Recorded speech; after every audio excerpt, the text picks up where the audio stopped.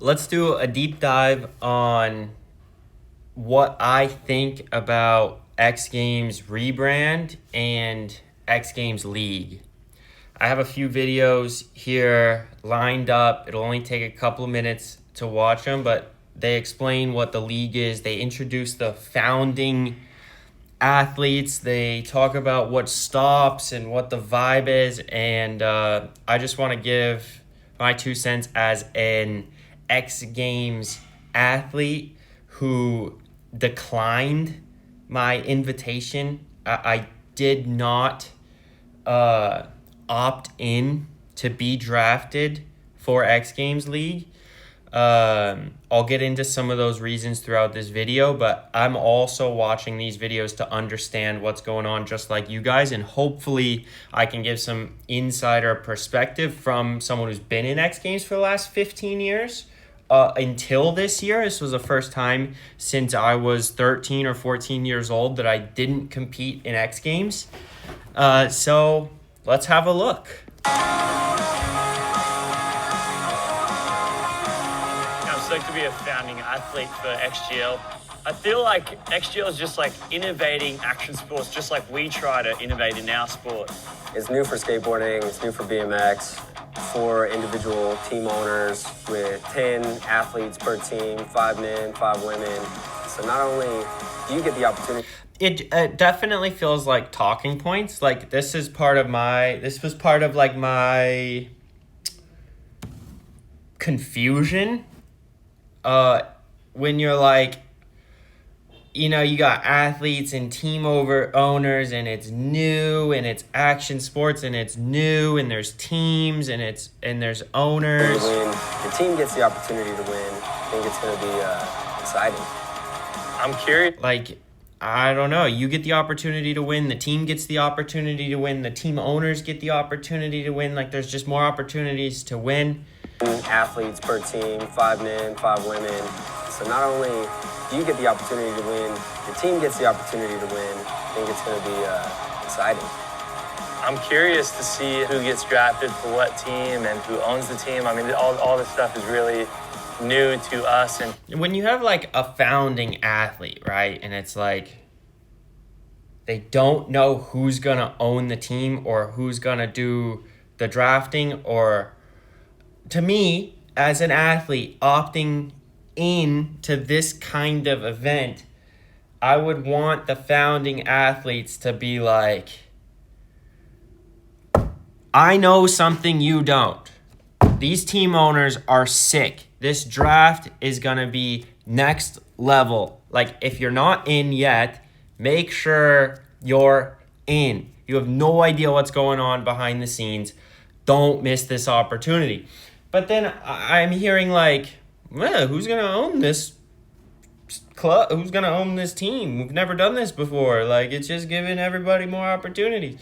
It's just like, it's a bit, it's hard for me to like get up out of my chair and be like, let's go, more opportunities for more people to win. This is what we're looking for. Skateboarding and everything. I think it's good to bring in some new vibes, some new energy, create some new and more opportunities for the athletes out there. And I feel like that's really what it's all about.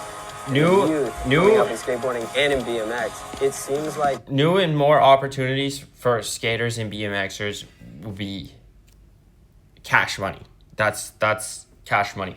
But also, when you want to run a business, you also want to make sure you're doing things well, and you want to do things better. If you can do something better, you should do it better before you do a bunch of new. So when you hear new, I am looking for a little bit of better also. Like,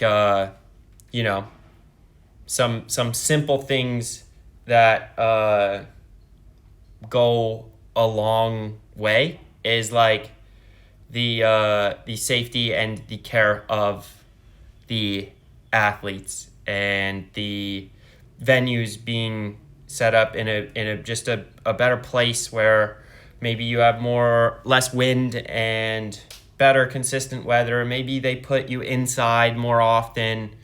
There If you get hurt, you're taken care of better. You know, these things that are supposed to be for the athletes. Hearing like new and just money, like you can make more money. It's hard because there might be some people who make more money. If your team does well throughout the stops and you're crowned like champion and your team wins also, you probably make more money than you would have otherwise. But it also doesn't mean you make more money than you did in 2010 when like skateboarding and street skating and vert skating were in like the competition heyday. So I don't know. They're not scared. They're trying the gnarliest tricks. They're getting so consistent, and it's getting bigger and better and more technical. One thing that excites me most just for the future generation is the fact that there's a draft. You know, you can put your hand up, say, I want to be on a team, and if you can prove to those people you can get on a team and you can be a part of it. It's super exciting, and you know, it's innovating in action sports, and anything that's innovating is exciting. Our Willie makes a good point. Can we be on? Our Willie makes a really good point.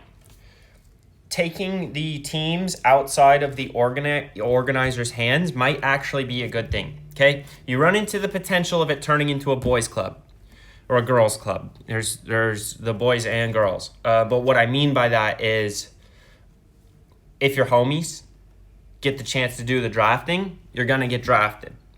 There's politics everywhere, but this version of politics could actually be better for the athletes.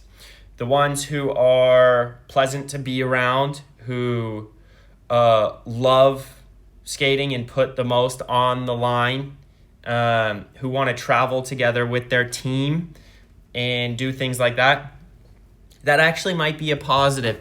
Instead of having the invites arbitrarily in the hands of the competition organizers to invite 8 to 12 people, depending on who gets snubbed or not. That's definitely been like a thing in the past, where that's a political, tough thing politically to navigate, because there's not like a proper X Games qualifier.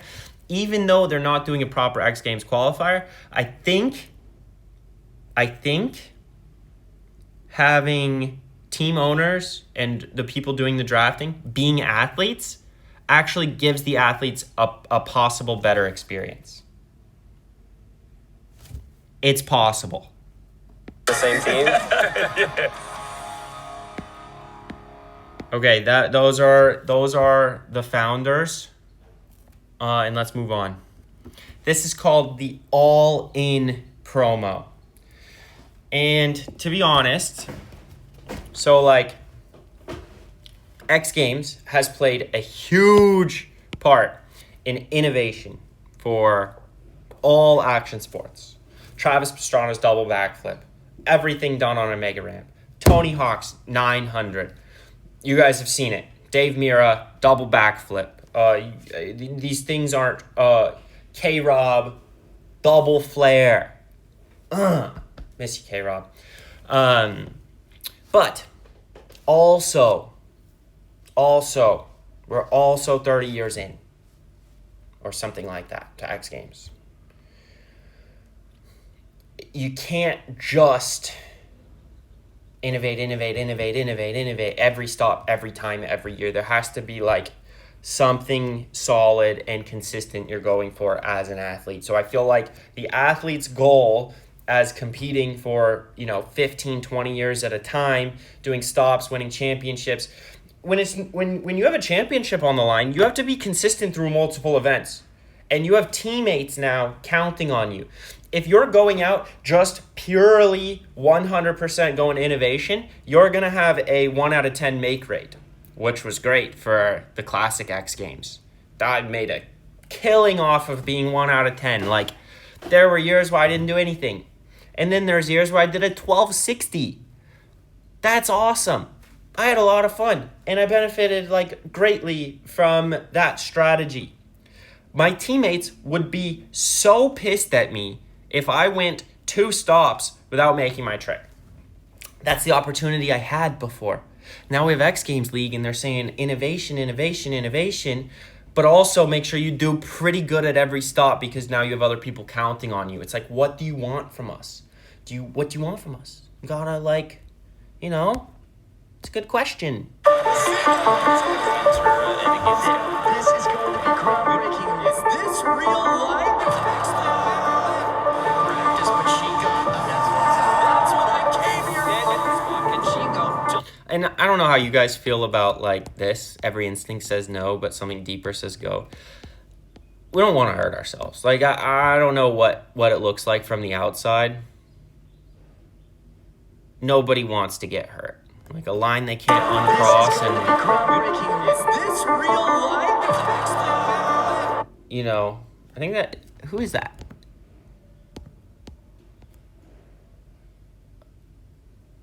I don't know who that is. Looks like Jimmy. Practice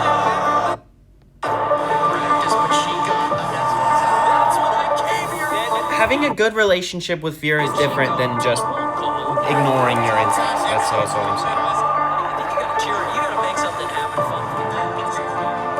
See the one kid is tough.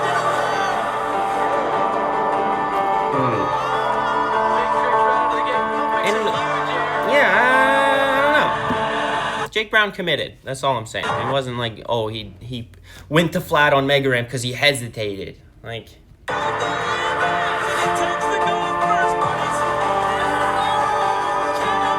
whose name will be the one we never forget? It's Tony Hawk and Travis Pastrana. Oh man. I think their editing is phenomenal. Oh, here's like the rebrand. I think their editing is like so good. And what they're going for is like so good for what they're trying to do. I think they're doing a good job. Introducing the new brand in like a kind of a high production value way.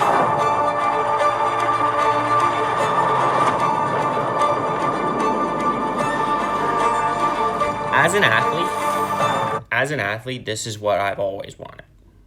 So it could just be that the timing didn't work out for me with Skate IQ and everything that I'm doing with that, being very busy. And also incredibly passionate about it, and like I've really taken that step that's the next thing that I'm doing and building. But you know, this thing that's consistent for athletes. You got multiple stops. You got your thing confirmed. You're good for the season. That's awesome.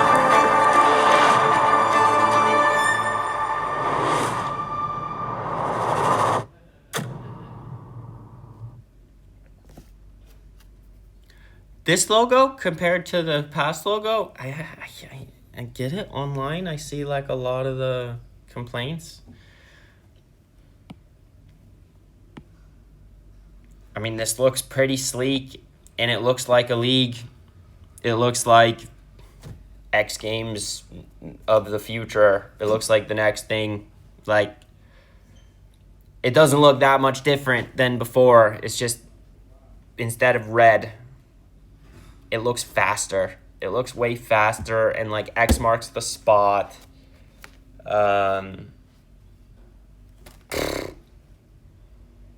It's just not that big of a deal to me for X Games to change their logo. I think it's something they had to do to change their branding. Like, their messaging is the bigger contrast, I think. Their messaging is way different than it was last season. And I think it's a bit of a culture shock to everyone. But you know, X Games is not as big as it once was. That's just how it is. X Games was huge early 2000s, and it was big in 2010 and 2012 and 2013, and then it just kind of... Oftentimes, when I run into someone random who doesn't know anything about skateboarding, maybe I'm at the golf course or something, and they ask what I do for work because we're playing together. They're like, oh, competitive skateboarder and this and that, and oh, you do those big competitions? I'm like, yeah, I've been doing X Games for the last 15 years. They go, oh, I didn't know they were still doing that. I'm like, yeah, they're still doing it. I don't know what to say. We're trying to keep it up.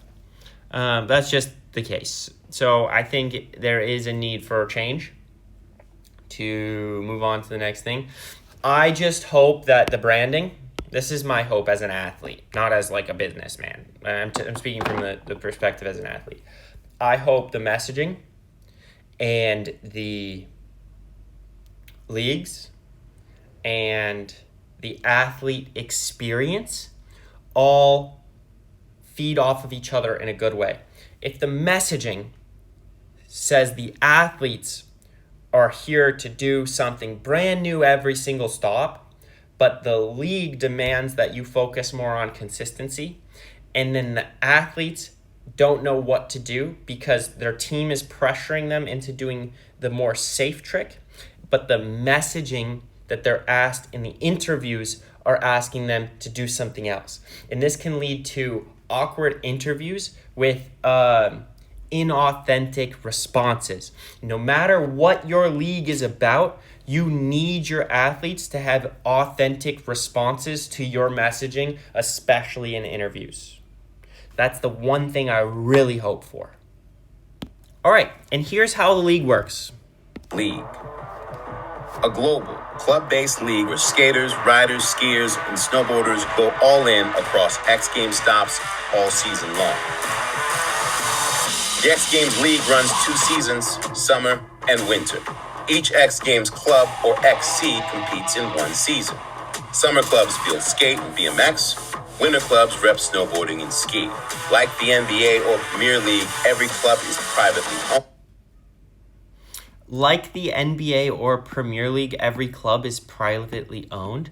They're talking like they're already privately owned. I don't know what privately owned means. That mean they're sponsored and they have a logo, or does that mean they're if I don't know what that means.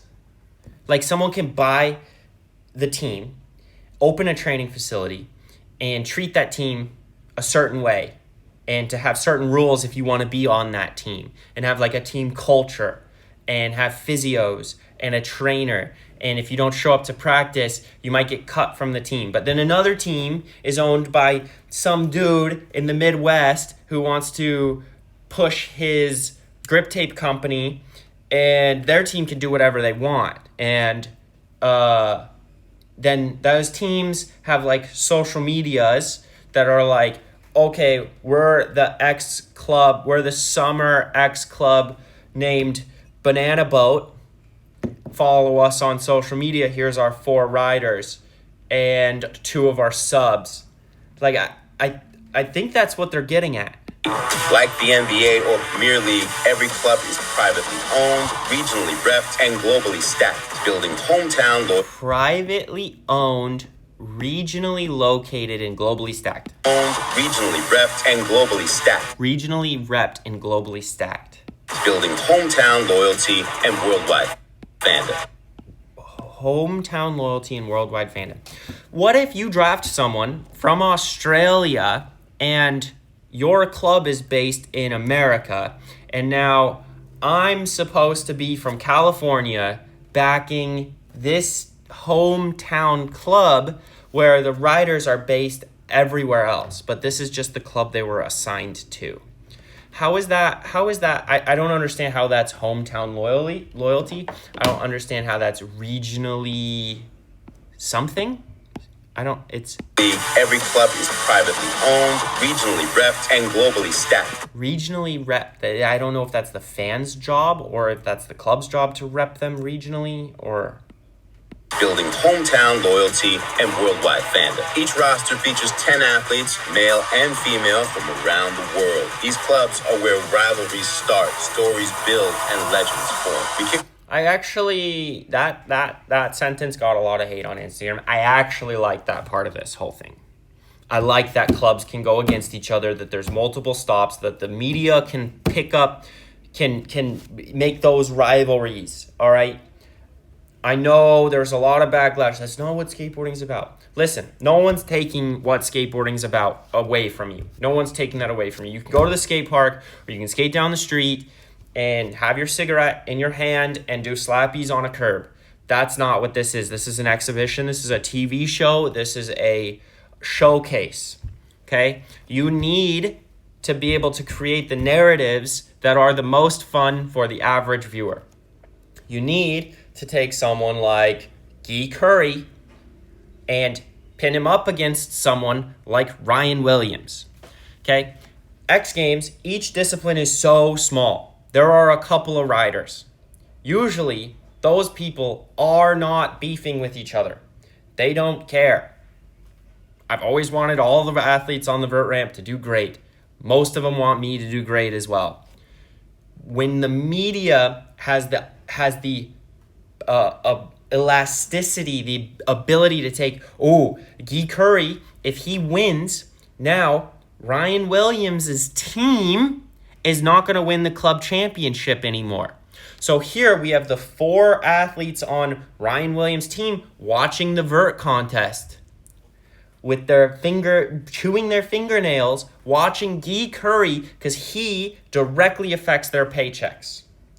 That, I think, is actually a good thing for the TV show. Golf in 2026 with 3 summer stops. In 2027, it doubles to 6, summer and winter. And I think that was a sleight of hand, to be honest. Legends. That just means 3 stops without winter year 1. 4. We kick off Summer, 3 in stops. 2026 with 3 summer stops. In 2027, it doubles to 6, summer and winter. And from there, 6 summer stops would be the best thing for the athletes. I think that was a slight sleight of hand. it's only growing. Every stop is a 3-day X Games event that you know and love. World-class competition, live music, and full throttle fan experiences. Athletes compete solo, but carry points from stop to stop. Clubs earn points all season. This should be very simple to understand. You're on your team, you're on your club, you compete for your solo points. Your points are immediately put into your club's points automatically. You have benefit from winning your own competitions for your own points, even if your club is terrible. And if you don't have a chance to win, it's actually still a good idea to get a run on the board and get top 5 and try to get some points for your club. It's not that complicated. At the end of each season, we crown X Games League Discipline Champions and one club as Discipline champions just mean the vert skater with the most points, the BMXer with the most points, and then you get one club who wins. official X Games League champion. First is 100 points, second is 85, third is 75, fourth is 60, fifth is 50, These points are arbitrary. I'd rather know prize. I'd rather know cash. down to 0 for last. Every stop, every placement matters. Fans can follow club rankings and individual standings all season. Start drafting your fantasy club now. Gambling. I don't like gambling on sports. I threw $10 on the Ryder Cup on Tommy Fleetwood, most birdies, made a couple bucks. Go USA, but Fleetwood's a great player. Not my point. I think this angle has a lot to do with gambling, to be honest. XGL competitions follow the format you know and love. 3 runs, best score counts, 8 to 12 athletes per comp. I like that the formats are done right now, and the athletes know that. That's amazing. You train differently, 3 runs, 5 runs, it's all different. For each stop, club GMs lock in their lineup across the designated league disciplines, which are vert, street, park, and BMX dirt for the summer season, and superpipe, big air, slopestyle, and knuckle huck for winter season. Want to win? Stack every league competition with your best. Multiple athletes can enter the same competition, but only the highest finisher scores for the club. Here's what they go on That's head to head. interesting. If you got 2 guys on your team that skate vert, you can't use them both at the same stop. So that what that does is make sure the drafting process is even across the board. You pick up a BMX guy, you pick up a street guy. You don't want to double up in your own. Stacked rosters across skate, BMX, snow, and ski, every discipline, every stop. Club rosters didn't fill all the slots. The league brings in free agents, undrafted athletes ready to shake things up. Injuries? Free agents, undrafted athletes trying to shake things up. That just means X Games says, all right, whoever didn't get drafted, come try to win some one-off cash. Clubs can sub before the stop and keep their spot, or the league steps in if it happens in practice and the club loses the spot. Oof, that's harsh. Losing your spot if you get hurt in practice, that's harsh. My instincts say that an alternate would be great. If you can sub out someone, maybe if you sub them out, they have to compete for the rest of the season. That would work. There's ways to work around that, but you get hurt in practice. Sometimes that happens, and that's just a part of the territory. That comes with the territory. Rarely you're skating healthy, and if there's a collision in the park practice and the medics declare you unable to skate because you hit your head, even though you want to skate for your club, and they don't allow you a substitute, and there's just, that's a tough one. Injuries come with it. Injuries come with innovation. Injuries come with being in X Games. And as an athlete experience, if you get hurt, I don't think your club should be punished for that. At the final stop, the points are in. Discipline champs are crowned, and the top club wins the XGL Championship. Cash prize. The title, the money, and all the bragging rights. This is the X Games League. Clubs with global rosters, season-long rivalries, unforgettable wins. So Tune in if you're with us. I like that they said the money of bragging rights, this and that. I think there's a weird little game the X Games athletes play that's like, oh, I'm here to push the sport. It's like, yeah, and pay rent. Okay? Like, here to get some sponsors, to pay rent, learn some tricks, grow your social media, get some appearance fees, and get invited to the next one and support your family doing something pretty fun and cool. Cash prizes, you want to win the championship because you get more money than everyone else. That's what X Games just said, and I like that they didn't make it weird. I like that they didn't go, oh, win because, you innovated the most, and now skateboarding's brand new again. It's like sometimes it's as simple as you want to win the championship because your club makes the most money. That's how you make the most money in this thing, and now your club's going to benefit. Maybe you can afford to build a training facility and you can treat your athletes a little bit better.